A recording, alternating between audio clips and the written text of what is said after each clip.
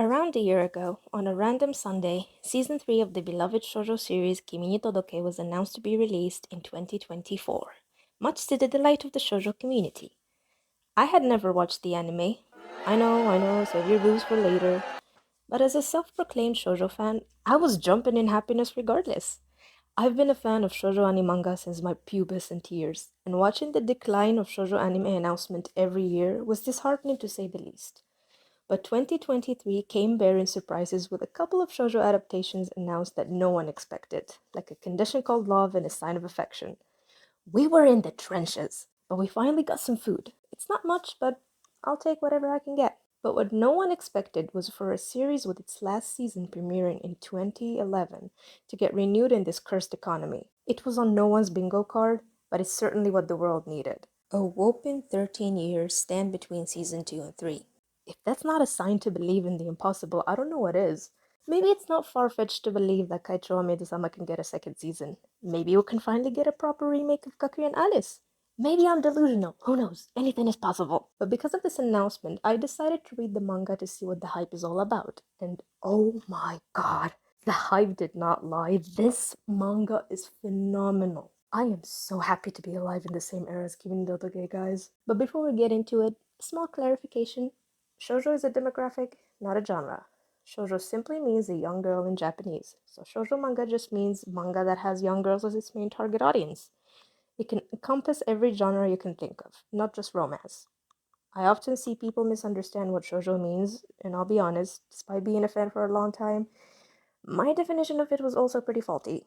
But it's never too late to know better. Kimi no Todoke, with all its fluff and feel-good vibes, is shoujo, and Banana Fish, being the mental health thread that it is also a shoujo.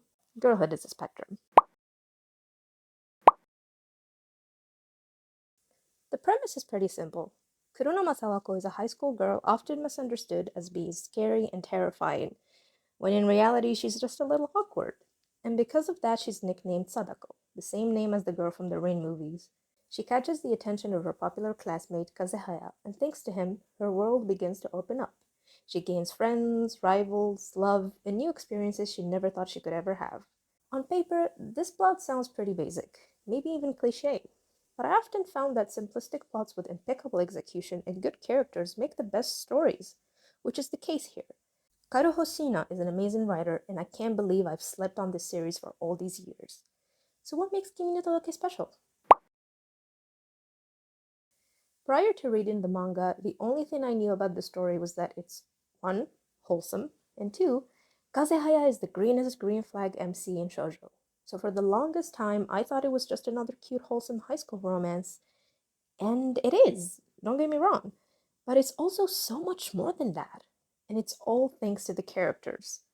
There's so much depth and nuance in the essence of these characters and how they interact with each other. It felt so healing to read. Sawako is a straightforward character. She's awkward, but she's friendly and kind and just wants to get along with everyone in her class. She's quiet and clumsy in her approach, but she always sees the best in people and does her best to extend a hand to others. She's also unintentionally funny a lot of times, which adds to her already charming character. She made me laugh countless times. Her childlike wonder and optimism is so endearing, I just can't help but smile every time she's in a scene. Kazehaya, on the other hand, ended up being more complex than I expected. Years of hearing about him being a green flag conditioned me to think that he's boring, and that his sole purpose in the story is to be with Sawako and nothing else. And I'm so glad that's not the case. My boy got his own demons, one of them being his intense horniness, apparently. I love that that's one of the first things we learn about him. This tiny panel from the first chapter that unfortunately didn't get animated moved me. I'm not even kidding. I love it so much. It instantly broke every preconceived notion I had of him, which I think sums up his character pretty nicely. Kazehaya doesn't like being mischaracterized, especially by Sawako, so he hammers it down every time that he's not the purest, kind soul she thinks he is. He can be selfish, horny, a little dense, sometimes jealous, and Sawako loves him as he is. As for the side characters, well, I don't think they are side characters. They're a vital part of the story as much as our leads. They have their own stories, their own internal struggles and love life dilemmas, and when the spotlight shines on them, you're very happy to read about them because you care. That's what I love about the writing in this manga. You care about every character you encounter and understand where they're coming from, including Sawako's rival Kurimi. We'll talk about her later. Oh my god, I have so much to say about her, and they're all positive things, I promise. Anyway, this great care given to the side characters is, in my opinion, the added value that puts the manga high on my list of greatest of all time series, shojo or not. The relationships formed in this story are the beating heart of Kimi Todoke. I love female friendships. My dream when I was a kid was to create my own harem of girlfriends. But I ended up with social anxiety and loads of insecurities, so that didn't work out.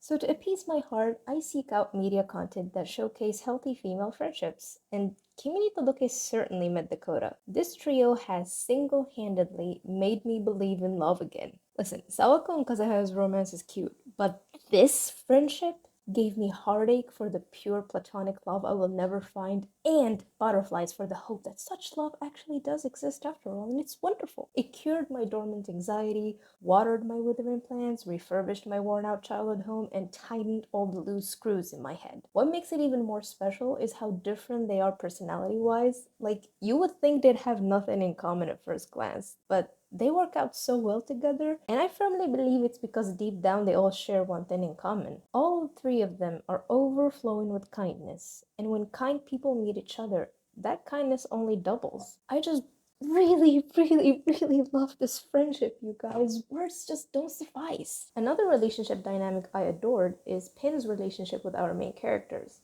Pin is their homeroom teacher, but he's also Kazuya's father's childhood friend, so they go way back. And it also means he's always poking his nose in Kazuhaya's business. As a man, Pin is immature, he's a full-time cock blocker, and sort of a creep, to be honest. Maybe it's just me, but the whole shtick of him hitting the streets to hit on women just did not really sit well with me. But as a teacher, he's possibly the best at that school. And I'm not talking about teaching abilities. The way he cares for his students, always offering solid advice when they need it, always guiding them towards the path they want, even when they're not sure of it. And most importantly, he draws the line pretty clearly. Yes, he's meddlesome, but within limits, and his intentions are always good, so I never felt like he overstepped or crossed a red line, even when a certain girl developed feelings for him. Which brings me to the next part of this review. There's nothing wrong with cliches. I love cliches. It's impossible to make anything without incorporating them. My issue with cliches has always been the lazy, vapid execution. Love triangles are my least favorite trope, not because they're a cliche, but because they are rarely well written. It's either the heroine is shoved into a corner, completely sidelined as the two male leads make decisions on her behalf and offer her the illusion of free choice, or the ever so ridiculously overdone stereotype of Miss Bitchy second female lead, who's obsessed with the male lead and does her best to sabotage his relationship with the woman he truly loves. Thankfully, Kimi no Todoke avoids these tropes and goes the extra mile to give Kurimi her own spin-off because she is that iconic. Listen, I did not expect to love Kurimi so much, especially not after the whole rival arc with Sawako. She kind of disappeared after that, so I thought the manga fell for that bad trope. But lo and behold, she comes back and comes back strong. Kurimi is my favorite type of rival. She's self-aware, she knows she can be mean and selfish, she doesn't pander to anyone and stays true to herself, but she's also mentally weak, insecure, restless, and when it matters, she makes amends. I nearly tore my hair off when she apologized to Sawako, Yano, and Ayane for spreading rumors about them because I just didn't expect it. Watching her grow closest to Sawako as they're preparing for their college entrance exam made my heart flutter so much, and the entire time I kept thinking, God, if only Kazuhaya wasn't in the picture, because these two have so much chemistry, it's absurd. I kept mourning what we didn't get because the possibility was there. The yuri was there, and the people agreed. I needed something to happen between them so I won't sound like a maniac, because you can't tell me Kurimi didn't develop a teensy crush on Sawako like you can. Another cliche I don't like in any form is the student-teacher relationship. Student-teacher romances are unfortunately rampant. Even today, some shoujos still incorporate this tired trope, so you can imagine my stress levels reading the last arc with Ayano and Pin, praying to God that nothing inappropriate takes place. Because there have been signs, little foreshadowing moments planted here and there in the early chapters hinting that there might be something, and I was half right, because there was something, but that something turned out to be one-sided feelings on Ayano's part. I was cheesing by this point because Ayano in love is so freaking cute, oh my god. But also a healthy portrayal of a high school girl having a crush on her teacher, and the teacher reacting as a sane adult should by rejecting her, and it was all written 2 decades ago, and done so beautifully. Like, I know it's the bare minimum, but this is still huge to me. I grew up reading Hirunaka no Ryusei, Faster Than a Kiss, and Dengeki Daisy. None of the male adults in these stories were normal about underage girls having a crush on them. The trope is so disturbingly normalized that no one bats an eye anymore. So you can understand why I was shocked that Kimi and Todoke handled the topic with care.